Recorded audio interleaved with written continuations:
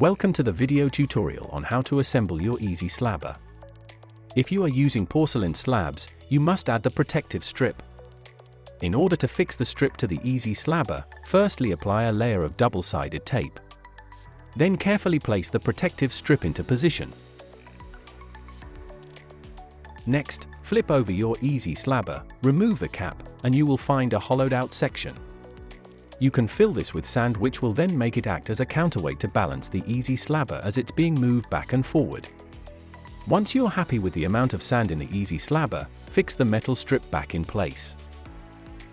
Get your 50mm screws and washers, and proceed to attach the bars to their handles. Clip handlebars into Easy Slabber and adjust the angle to suit you best. Add your washers and your screws.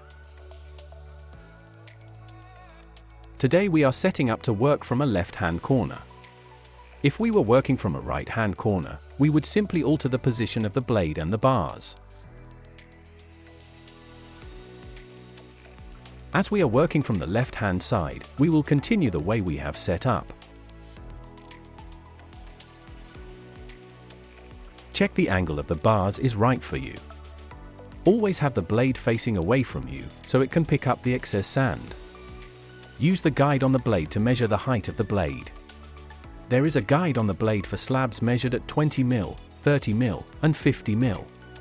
Finally, fix the blade to the Easy Slabber with the screws provided. Now your Easy Slabber is set up and you're ready to go.